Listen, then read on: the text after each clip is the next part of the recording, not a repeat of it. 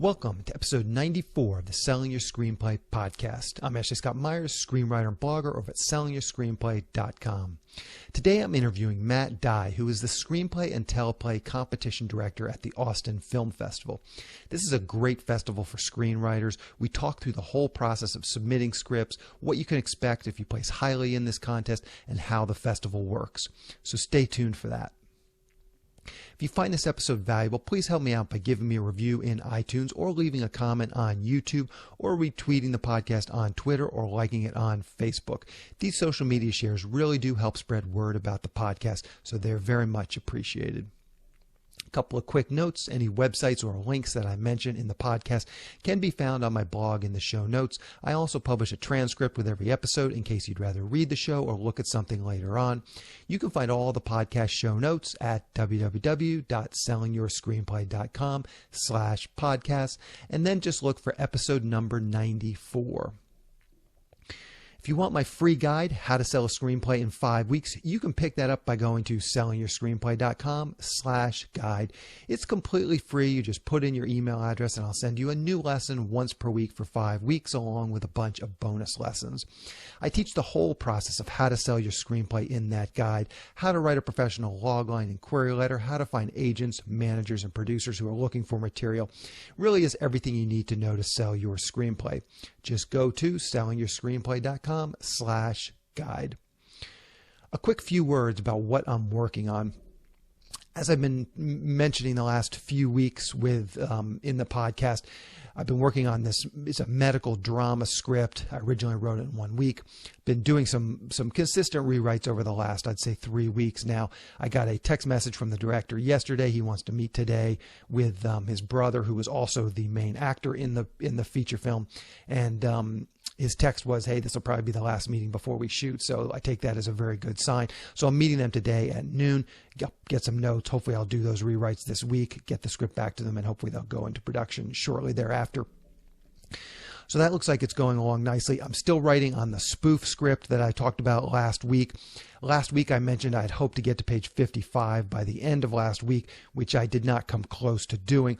There was a lot more back and forth with the producers on the outline than what I had anticipated, so I really didn't get writing in earnest really until Thursday. I wrote a few pages on Tuesday, a few pages on Wednesday, but we were still bouncing the outline back and forth. So then on Thursday I really started writing in earnest, and I think I did about 12 or 15 pages then, and then 12 or 15 pages on Friday. As I said, I already had 2 or 3 pages Tuesday, 2 or 3 pages Wednesday. So I ended up getting to page 33.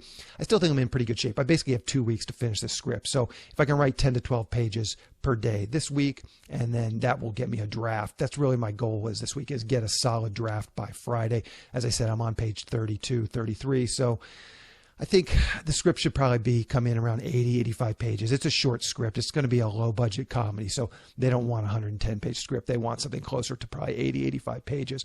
As I said, I'm already on 33, so I'm almost halfway done. So get a draft done by Friday, and then next week I'll be polishing it up. It's a spoof. It's a comedy. So there's definitely going to be some punching up probably after the first draft is put in, but I'll spend a week next week really trying to punch it up and get the comedy, just make it funnier, make the scenes funnier, characters funnier, because it's due in basically 2 weeks. Basically when we started on this assignment, I said that I would have it 1 week from this Friday. So a little less than 2 weeks I've got to be done with that script and hand it in. Then, I'll get some notes back. Once I hand in that first draft, there'll still be some back and forth, much like what I'm doing with this medical drama. I'll meet with the producers. They'll give me notes, and I'm sure I'll be rewriting it probably for most of November, the rest of October, and probably a good bit of November. I'll still be doing rewrites on it as well. The other thing I did actually yesterday was I shot the teaser trailer for the character-driven crime action thriller script that I've been talking about doing a Kickstarter for, and that was a very fun shoot yesterday. We actually shot it in the garage of my house, had a couple actor friends come over, had a friend of mine who's a DP. We got It's probably going to be a 20 or 30-second little teaser trailer. And then I also did the little Kickstarter intro thing where basically it's me talking into the camera. So we did that yesterday. Still got to edit it together. I've got to do a little more research. Now we're pushing up, we're into deep into October. So I've got to kind of just figure out when the best time is to launch it. I'm working on these other projects, so I probably won't have time to edit it for at least a few weeks. And that will put us into November. And then the way it seems, you want to do like a month of ramp up with the Kickstarter before you even launch it, and that would put us like into December. I just want to do a little research and see if December is a good month to launch a Kickstarter. With the holidays, it might be a good month, but it might be a bad month. So I've got to research that a little bit, but it might push it out to the beginning of next year by the time I actually launch the Kickstarter campaign. I'm just not sure. I've got to do a little bit of research, but I would say I should have the thing within a month. I should have the teaser trailer edited and ready to go, and then I'll start really working in earnest, getting the Kickstarter campaign going. Anyway, so that's what I'm working on. So now let's get into the main segment. Today I'm interviewing Matt Dye from the Austin Film Festival. Here is the interview. Welcome, Matt, to the Selling Your Screenplay podcast. I really appreciate you coming on the show. Oh, thanks for having me. It's a pleasure for sure. So to start out, maybe you can just tell us a little bit about the Austin Film Festival. It's known as being a very screenwriting-centric festival, so maybe you can kind of just give us a brief history of it, how it sort of became what it is today. Yeah, sure. So we are now in our 22nd year. Basically, it got started in 1994 with Barbara Morgan, our executive director, and also the other founder, Marcia Milam, just because there was a niche for screenwriters here in Austin, and they also saw that there was a need for a community to develop for screenwriters because there really wasn't anything like our Screenwriters Conference at the time. So they decided to start one, and with the help actually of several resources, actually including the Nickel Fellowship. They've actually been a huge supporter of us from year one, and basically how we were able to launch our competition in year one was that Greg Beal, who was the director and still is the director of the Nickel Fellowship, offered his list of screenwriters to us, shared it with us, and said, here are people who you should definitely reach out to submit their work and share their story with you. And we did that in year one, and we got about 1,000 submissions. And in year one, the winner of the script actually got their script optioned, I believe, by Columbia Pictures, and it was produced into a feature film.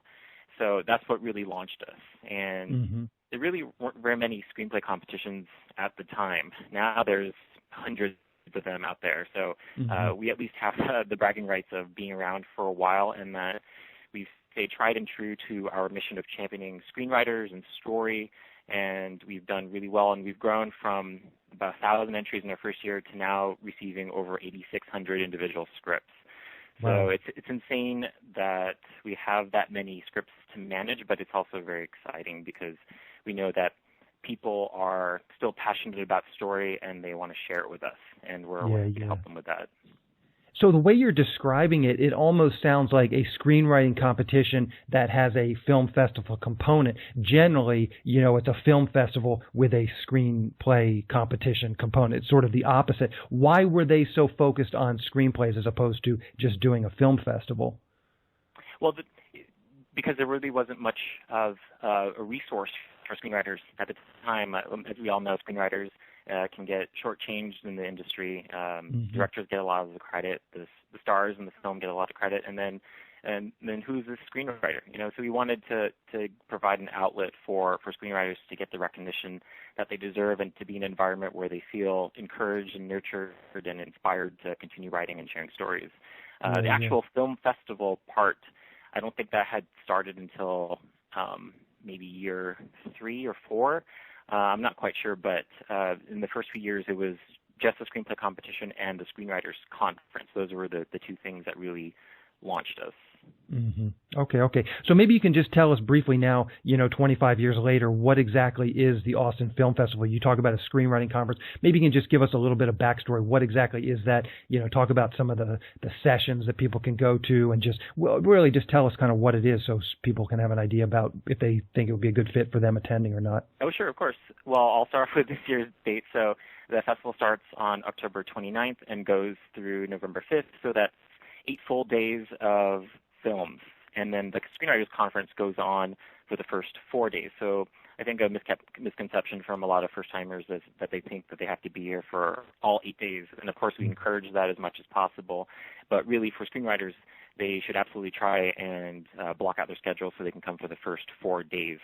So it's intense 4 days of panels, discussions about the business and the creative side.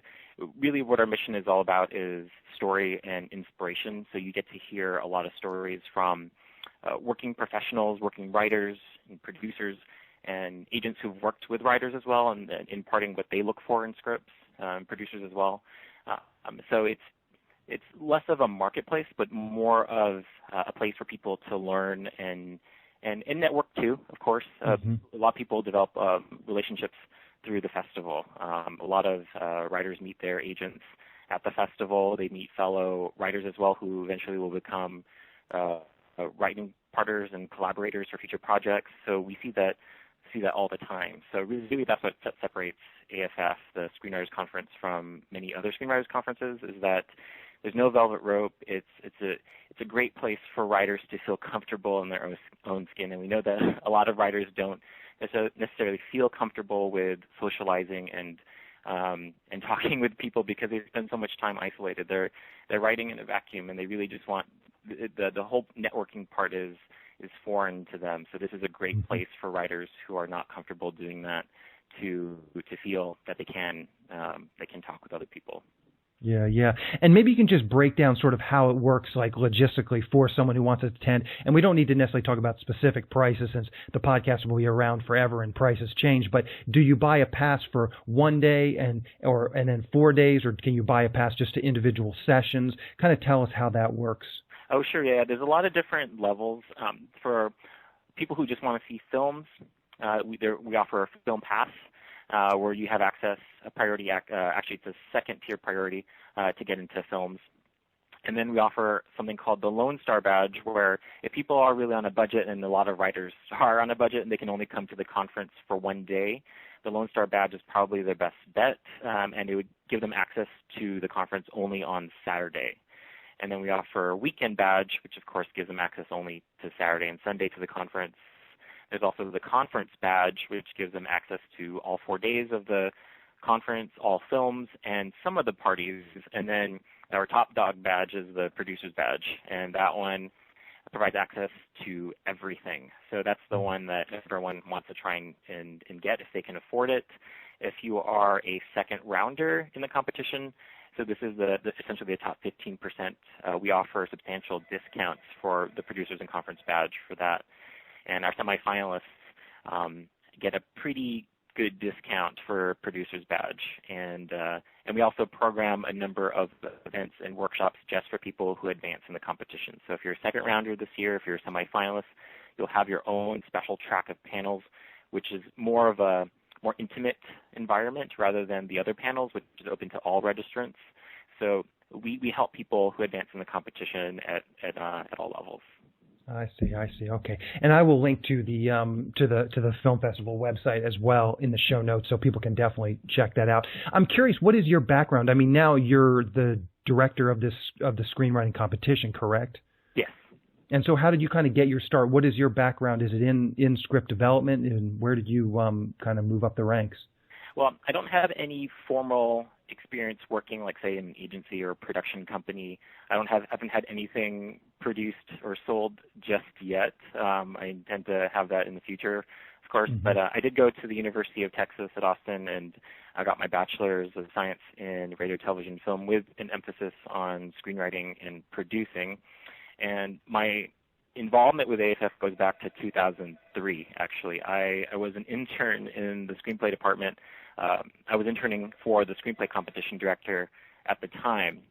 And it's funny because I had told the guy who was running at the time, BJ Burrow, that one day I'll take your job. And it was more of a joke, but I saw what he did for screenwriters, and that's exactly what I wanted to do for a career, was to help other writers as well. And I basically have been involved with the festival since then. I stayed on after I graduated from college to read for the festival as a reader in the early rounds of the competition. And because I had stayed involved with the festival, they recruited me as the office manager, which in a lot of different offices it's considered like the receptionist or the secretary, but at AFF it's the person who basically runs the show other than the executive director. So it's a huge, huge project management position, and understanding how all the different aspects of the festival, all the different departments, how they all work and connect together, I think that was perfect training for me to do this job. Having worked with writers as the office manager, taking care of them, making sure that they were accommodated during the festival and all that. And then I ended up taking over the job as the screenplay competition director because even though I was the office manager at the time, I also helped read scripts also. I helped judge for the early rounds as well. And now this is my 6th year running the screenplay competition, and it's crazy to believe I've been involved this long, but it's really great to see how it's grown from back in 2003 to now in 2015.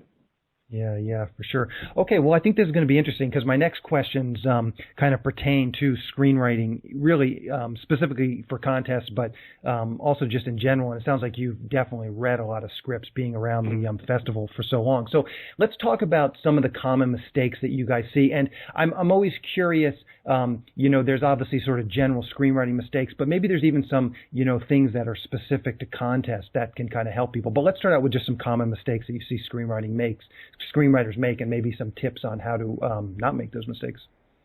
Oh, sure.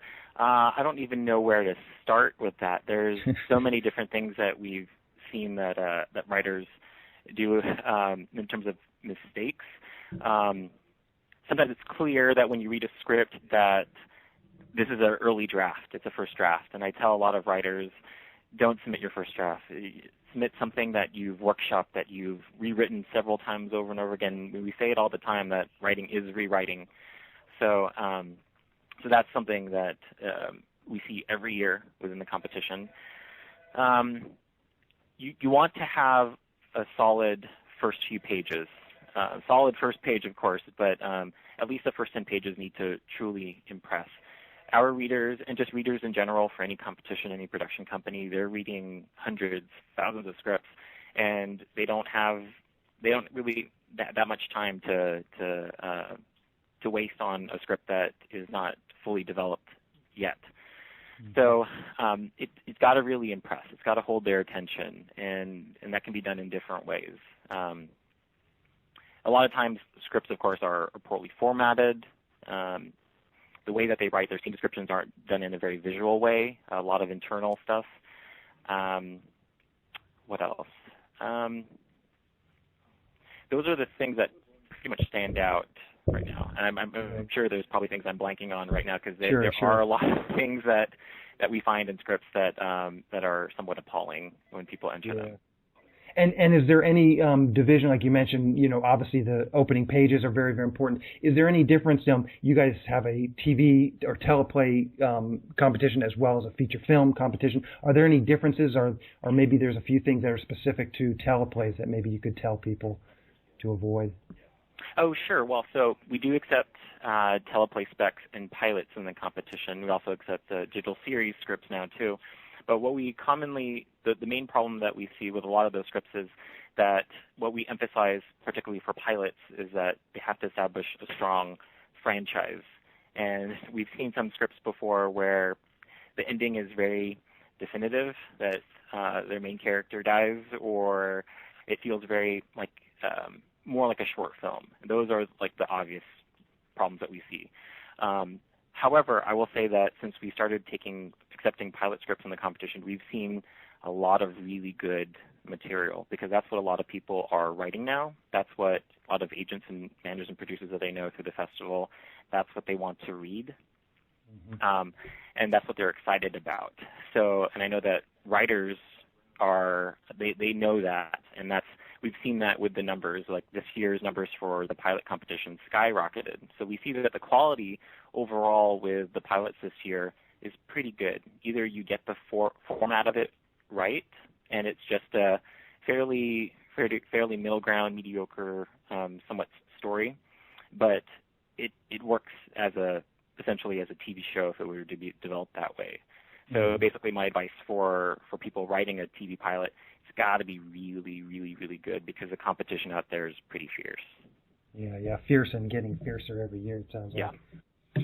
So let's talk a little bit about the process. I'm always curious just how screenplay competitions work. So maybe you can just tell us a little bit about the process. So I'm a screenwriter. I submit my script. What is that vetting process like? I mean, those early rounds, who are those readers? How many readers read those first scripts? And kind of how does do they slowly move up the food chain? Sure. So I oversee over 200 readers for the competition, and a lot of them have been reading for AFF for years. I've had at least one or two readers who can say that they've read for almost every year of AFF. And the nice thing is that before we went digital accepting PDFs, all of the readers had to come here to the office to physically pick up the scripts that were mailed to us or printed here at the office. So we got to know a lot of the readers personally. We got to know what their tastes were, what their preferences are. We got to know their personalities. So that really helped in terms of what scripts they should be reading and developed a relationship with them so they felt comfortable to talk with us about what's working in scripts, what's not working with scripts. And since we went digital, then we actually opened it up to readers to read from outside of the Austin area. And the first people that I reached out to for that were people who have done well in the competition, previous winners, finalists, semifinalists, some second rounders as well in the competition, people that we've actually gotten to know through the competition. So really, a lot of competitions that are based in LA, like they do have a lot of industry readers as well. And because we're in Austin, technically, like the readers that we have aren't working in the industry because they're here in Austin. They are working filmmakers and screenwriters here in the city, but they're not necessarily in like the scene of LA. But the thing that separates us is that we have readers who really care about this process and that we know all of them and that we know who they are and what their sensibilities are. So, and then it's really cool because we've been working with a lot of readers who have come through the competition and now have found success working in the industry. So actually we do have a lot of readers who are working in the industry. Like I've had readers who have been staffed in writers' rooms, and when they're on hiatus, they read for me. So it's nice that we've really upped our game with our readers in the competition. So how it works in terms of the vetting process, every script essentially starts in the first round. Each script has to be read at least twice by different readers before it's eliminated from the competition. So if you get two reads and you get no's for each one, then it's out of the competition. But if you get a yes from one of the readers, it essentially moves on for second round consideration. So in the second round, I have a different set of readers for that. These are people who have read several scripts for the competition. They know exactly what a solid second round script is, what should be in essentially the top 12 to 15% of the competition.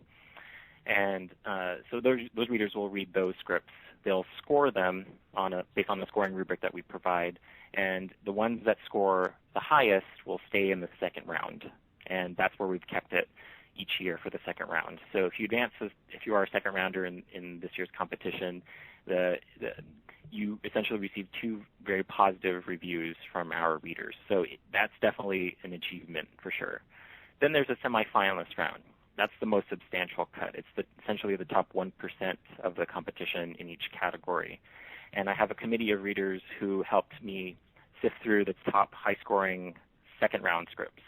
And based off of their evaluations, they helped me pick the semifinalists in each category. And then in the semifinalist round, it is primarily judged by producers, agents, and managers. So these are the actual industry people.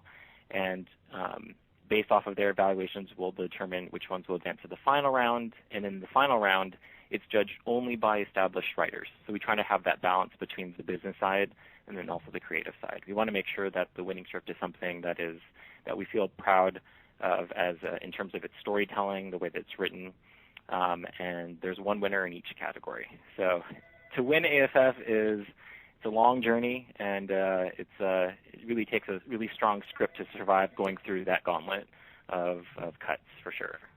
Yeah. So maybe we can just talk about, and that sounds like a great process, an interesting process. It seems like people are getting a pretty good fair shake with their scripts, starting right with the first rounds and moving on. And I mean, the competition is always going to be tough, so that's just part of it. But maybe we can talk about what some of the winners are going to ultimately get. And like you mentioned earlier, the second round folks, they get a discount for the producer's pass. The semifinalists get a bigger discount for the producer's pass. What do the final round people get, and then the winners? I had a friend, and I think she got to one of the final rounds, and I think she was actually flown out there. Do you guys fly people out? Do you put them up in a hotel? Kind of what do those winners and final round people get? Oh, sure. Well, we don't fly out people to come to the festival, but we do reimburse up to $500 for airfare and up to $500 for hotel accommodations if they win the competition. So it's only the winner that will get reimbursed for that. But the real emphasis is that if you advance to the semifinals, if you advance to the final round, it's really funny because whenever I notify them, they immediately book their flight. They want to come right away, and then they forget, like, oh, I get a prize package. I think it's just the recognition of being essentially in the top 1%. For a lot of people, that's the prize already. And then when they realize that as a semifinalist, as a finalist, we have a special track of panels just for them. We do that for the second rounders as well, but because the semifinalists and finalists are such a smaller group, these discussions are so much smaller and more intimate.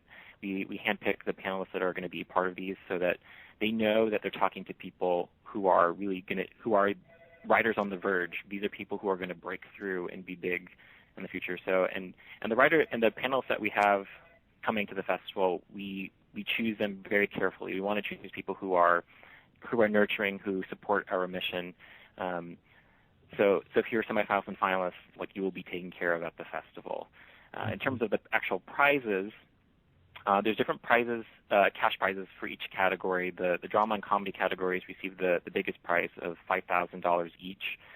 We have subcategories for horror, sci-fi, and we have a low-budget category as well. That's $2,500, and then all other categories for shorts and the teleplay categories is $1,000. So, in comparison to other competitions, that prize may seem small to a lot of people, but the rewards of just even placing to the semifinals, finals, I think it means so much more to a lot of the writers who advance in the competition because we set them up for great success. And actually, this year we haven't announced it yet, but we're currently planning to do readings of certain semifinalists and finalist scripts at the conference, and we're going to invite industry judges, panelists to listen to these. So these scripts would be workshopped right in front of them, and hopefully they would be interested in possibly working with these writers in the future. Okay, that sounds exciting. I'm curious. Do you announce, you announce the semifinalists and then you announce the finalists at the competition, or you announce the winners at the competition so people go, you know what I'm getting at? How is that announcement made? Like, does someone go to the film festival knowing already that they are a winner, or do they go knowing? Oh, no, yeah, that creates some suspense for them. So actually just last week I called all 120 plus semifinalists to congratulate them personally. And a lot of them have already committed to coming, and regardless if they advance to the final round, we will know the finalists by early October. So I'll give them all a call again to let them know if they advance to the final round. That's when I'll know who's coming or not. But at that point, we still don't know who the winners are. I don't know who the winners are until probably a few days before the awards luncheon, which happens to be on Halloween, October 31st. Mm-hmm. And they don't know. So it's a very suspenseful time, and I have to keep my best poker face on when I see them walking around the festival and the conference. Like, there have been times where I know who the winners are, and I see them everywhere, and they're just so nervous, and I'm already so happy for them, but I can't tell them anything. Yeah. So they find out at the awards luncheon, and it's always so great because the responses are just so genuine when they get up on stage. I've seen people cry, get very emotional, almost stunned, and speechless, and that's funny for a writer. So Yeah. So let's talk about, just realistically, what can people expect? You had mentioned to me before the interview that you had a couple of success stories you wanted to share with. So let's talk about, we kind of now know what the actual, prizes for winning is, but obviously the real goal is to launch screenwriting careers. So maybe you can talk a little bit about that, like, what people can get out of this if they become even a semifinalist, final round, or a winner. Oh, yeah, for sure. So one of the more recent success stories that we're just so excited about is, so last year there was a winner in the 1 hour pilot category. His name is Wes Brown. He won the AMC 1 hour pilot category. AMC is a sponsor for that category. We've narrowed down several scripts for them to review, and then they determine the semifinalists, they pick the finalists, and they handpick the winner. So Wes won for his script called Ascension last year for the 1 hour pilot category, and he also happened to be a finalist in the drama or the comedy category too as well. So we had 2 different scripts that made it to the final round. So we were excited to find out recently that he actually got staffed on an AMC show. So he's working in the writer's room for this new show called Goliath. I'm not exactly sure when that would be premiering, but they're currently working on developing it right now. So it's really great that AMC was a sponsor last year. This is the 3rd year that they're a sponsor, and now the winner is working in an AMC writer's room. So it can't really get any better than that for one of our winners. And last year as well, in the comedy category, Jared Frieder, he won for his script 3 Months, and one of the judges was Oren Uziel. He's one of the credited writers for 22 Jump Street, and he actually happened to be a former winner of AFF as well a few years back. He loved the script so much that he attached himself to it as a producer as well. He actually personally went up to him after the awards luncheon, shook his hand, and said, "We're going to make this together." And so that's just a true testament of the people that we have involved with the competition and the conference, that they're so invested in our writers that they really work to set them up for success. And then last year, actually, we presented the world premiere of a film that was produced from a 2008 finalist script. It was called Dawn Patrol. It was produced under Derby Entertainment, which is actually a sponsor in this year's competition, and it was directed by Daniel Pichu Jr., who is with Derby Entertainment. And if you're in the screenwriting community, you know who Dan is. Such a great guy. And the film starred Scott Eastwood and Rita Wilson, and we were so fortunate to present the world premiere of it last year. So it was a nice homecoming for a script that did well at AFF, and we got to present the world premiere of it. So there's a lot of stories like that, but those are the ones that stand out in recent memory. Yeah. No, that's fantastic. So maybe you can give us just some sort of tips for people who are attending the festival, and even some tips for people who maybe didn't make the semifinalists but still might be interested in going. You kind of, at the beginning of the interview, you kind of said, yes, screenwriters, they isolate themselves and they write, and I consider myself in that group. I'm not particularly outgoing. The idea of going someplace and networking doesn't sound all that appealing to me, just because striking up conversations with random strangers isn't really something that I think I'm particularly good at. But maybe you can just give us some tips for people that have placed in the contest, but even people who haven't, what they can do and to sort of. Oh, sure. People ask me that all the time. Like, of course, we send out the notifications to all entrants last week, and then there were a lot of people who have emailed and asked us, well, I didn't advance this year. Should I even come? And the thing is, it's such a great nurturing environment that it's perfect for any writer at any stage, any level of their current state in their writing. Of course, if you didn't advance in the competition, then you'd be paying like buying a badge with a lesser discount than you would if you were a second rounder or semifinalist or finalist. But the thing is, like, if you can afford it, like there's different price points that we have for people who would be on a budget. But my best advice would be is, like, look at the list of panelists that are coming to the festival and do your homework and see who they are and people that you would want to meet, who your heroes are. Because what's so great about AFF is that, and a lot of our panelists say this too, is that it's a lot of these meetings and relationships develop at AFF that wouldn't develop in LA, just because people are always working. It's so hard to get around to even meet with certain people that a lot of our industry panelists say that it's easier for them to connect with other industry folk and other writers in Austin during the festival than it would be even in their own backyard. So they are actively looking for writers. So the thing is, it doesn't, of course, the people who are here are panelists and the producers, agents, managers. They want to meet the winners, the finalists, and the semifinalists, but that's such a small group that they really just want to know that you are a writer and that you're not crazy and that you're somebody who they feel comfortable with and can develop a relationship with. We see that all the time. Like for example,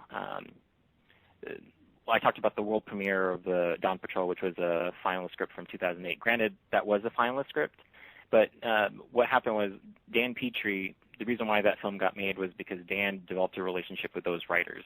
He didn't even read the script. He didn't even know initially that they were finalists in the competition.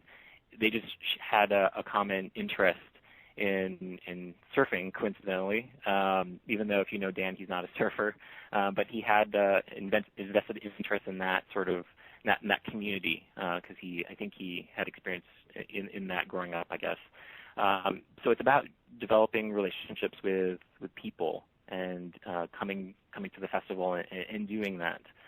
So even though if you didn't place in the competition, it's still a great place for networking to happen. Obviously, if you only have one script that you could talk about with people, like you need to have more material to present to people. Like no one's going to want to read your script at the festival, but it's about developing relationships with people that they like and all that. So it really is about developing relationships. So I cannot recommend it enough for people to just come to the festival if they can take time off from work and if they can afford it. Yeah. And I'm just curious, again, just grinding down a little bit more on that question. What exactly does that mean? I mean, you get the brochure, ahead of time, and you look at the panels and you see who's speaking on those panels, and you search them on Google so you know what they look like. And then as you're passing them in the hallway, you just try and strike up a conversation with them. Like, what exactly is? I mean, when I first got to LA, I made an effort to go to some of these networking events, and what I found was it was 99.9999% wannabe screenwriters.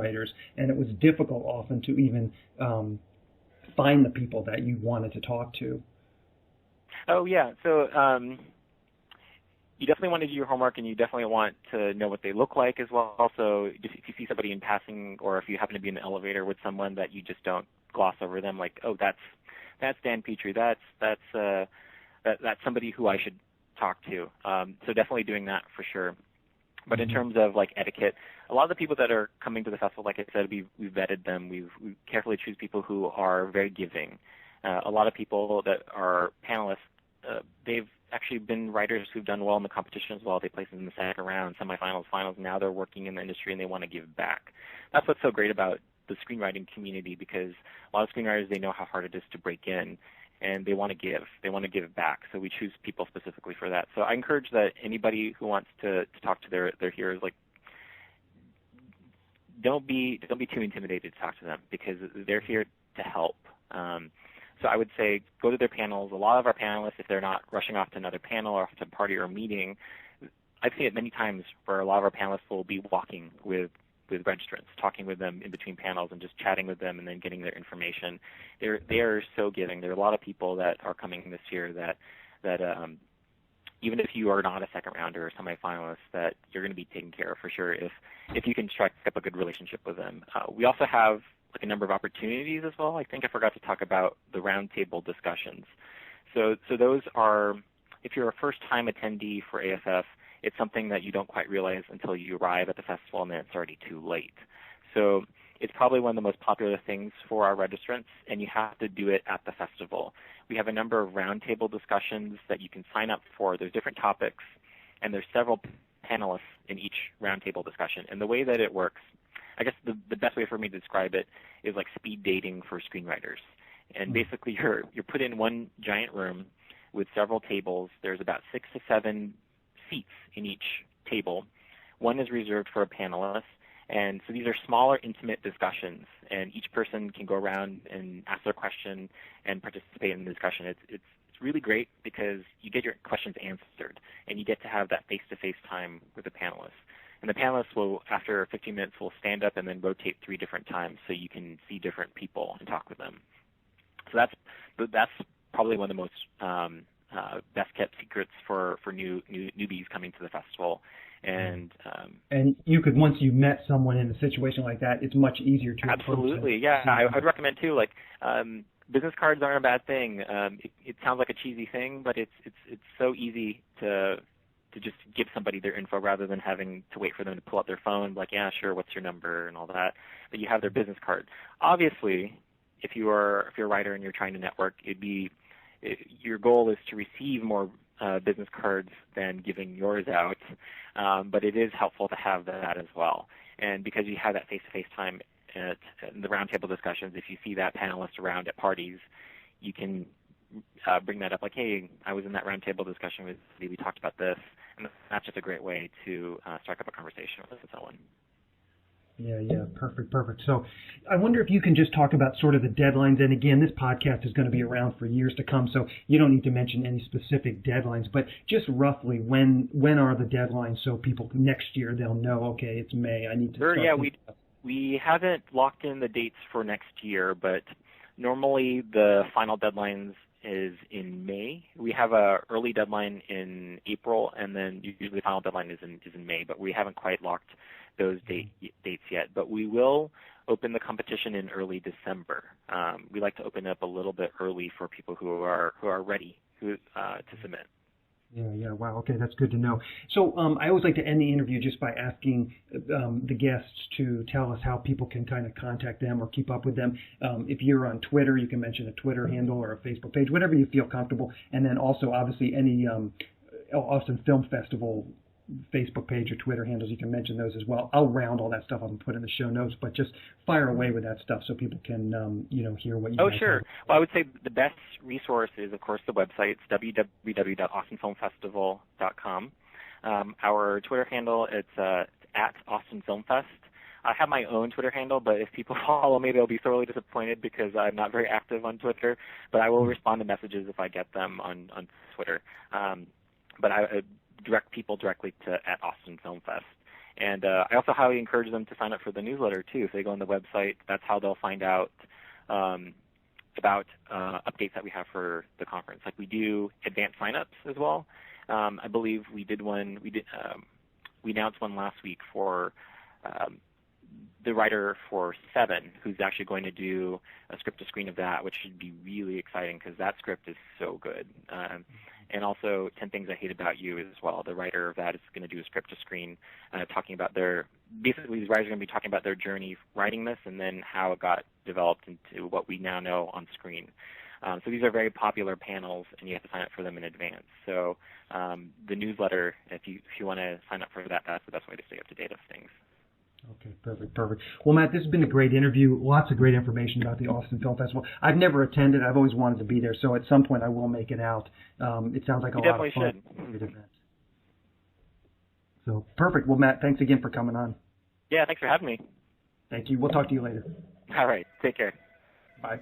A quick plug for the SYS Screenwriting Analysis Service.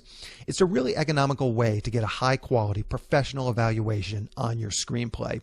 When you buy our 3-pack, you get evaluations at just $67 per script for feature films and just $55 for teleplays. All the readers have professional experience reading for studios, production companies, contests, and agencies. You can read a short bio on each reader on our website, and you can pick the one who you think is the best fit for your script. Turnaround time is usually just a few days, but rarely more than a week. The readers will evaluate your script on 6 key factors: character, concept, structure, marketability, tone, and overall craft, which includes formatting, spelling, typos, and grammar. Each script will get a grade of pass, consider, or recommend, which should help you roughly understand where your script might rank if you were to submit it to a production company or agency.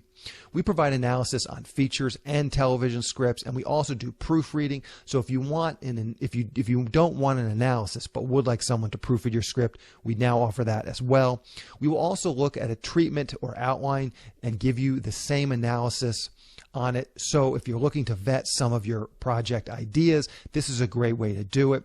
We will also write your logline and synopsis for you. I know a lot of writers struggle with this. What I'm finding with this service too is a lot of writers have even written a logline, written a synopsis, and what they want is they want someone else to just write one for them, and then they can kind of rewrite their own or incorporate parts of our version into their version and tweak them just to make them a little bit stronger. So we're getting quite a few orders on that service as well. And that service is, our reader will read your entire screenplay and then write a logline, write a synopsis for you. And you can also order that on as an in addition to the analysis. So you can order like an analysis and then you can add on a logline and a synopsis.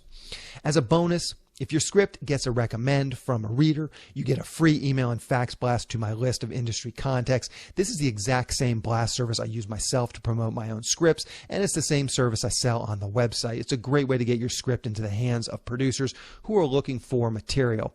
So if you want a professional evaluation of your screenplay at a very reasonable price, check out www.sellingyourscreenplay.com/consultants. Again, that's sellingyourscreenplay.com/consultants. In the next episode of the podcast, I'm going to be interviewing screenwriter Gordy Hoffman. He is also the founder of the Blue Cat Screenplay Competition. He recently did a short film called Dog Bowl, which he wrote and directed. The film got into Sundance, and he raised the money to shoot it through Kickstarter. So we talk a bit about that. As I mentioned earlier, I just shot my own teaser trailer and my own little promo video for Kickstarter. So this is something I'm gearing up to do. So I really peppered him with a lot of questions just about how he approached it, how he was able to raise the money. So if this is something you're considering, I'd say this is definitely a good episode for you to check out. We also just cover a variety of other screenwriting relating topics. I mean, Gordy's been a screenwriter and a screenwriting teacher for many, many years. So we have a good, vast talk about a lot of different things. So keep an eye out for that episode next week. So just to wrap things up, I just want to talk a little bit about the Austin Film Festival and other contests in general. I've mentioned this before on the podcast, but I created a list a few months ago. I created a list of screenwriting contests. I would highly recommend that you check that out. It's just a list of all the contests, and it's not an exhaustive list. And just because you're not on this, just because a contest is not on this list, doesn't mean it's not a good contest. But I basically just took what I consider, I think there's 10 or 11 contests on that list. It's kind of the major contests, and I would say all of the contests listed on this list, they're pretty well received in the industry. They're pretty well known in the industry. So, you can expect at least some, moderate heat on you if you were to place highly or win them. A lot of the people on the list I've interviewed. Screencraft, I've interviewed John Rhodes. John Rhodes has been on the podcast a couple of times. Gordy, as I said, I interviewing next week. He's does the Blue Cat Screenwriting Competition. Matt Dye, who we just talked to, the Austin Film Festival, Scriptapalooza is on there. So there's a bunch of the contests that are fairly well regarded in the industry, and I just listed them, linked to them, and wrote a little sentence or two about them. So check that out if you're wondering about contests. In general, I get a lot of questions about contests. Hey, is this contest a scam? Hey, should I enter contests? Hey, what can I expect if I win this contest? I see contests. I definitely don't think that contests should be your only marketing approach. I mean, I feel like contests, there's a little bit of sort of a lottery to them. And even if you enter all 10 or 11 that I have listed on this sheet, you've got your script has got to find the right reader to advance. And just listen to how things work with what Matt just described. And I think they have an excellent process. 2 readers, check out a script, and if one of them says okay, it kind of moves along. But you've still got to get that script to them. And I've had scripts that I've put on the blacklist where I've gotten a 4 from one reader and an 8 from another reader. So different readers can take the exact same material and think vastly different things about it. So you just want to be aware of that with contests, is that you can have you can have a lot of success if you can place highly, but I definitely don't think I would put all my eggs in one basket in terms of this being my only marketing strategy. There's a lot of other places to market your script. I think contests should be a piece of it, but I don't think they should be the only piece of it. I think all the things that I talk about on the podcast, the blacklist, ink tip, Stage 32, networking on there. They have something called the Happy Writers, which is a kind of a interactive pitching service. My own email and fax blast service. I think all of these pieces should be part of your marketing strategy, and don't rely solely on anything. You don't want to rely solely on Blacklist. You don't want to rely solely on Inktip, and you don't want to rely solely on just my email and fax blast service. You really should be spreading your it's the old saying, don't put all your eggs in one basket. Spread your eggs into multiple baskets. I think that's the smartest thing to do. And that's what I do. I mean, I'm on all these services that I've mentioned. I haven't done a lot with contests recently, but I use Inktip. I use the Blacklist. I use a variety of other services. I'm always looking for new ways to market myself. So I think that's important, just to kind of keep an eye out for other ways to market your script in addition to contests. But contests are a quick and easy way to get in there and get some feedback and just see how your script comes out. Anyway, that's the show. Thank you for listening.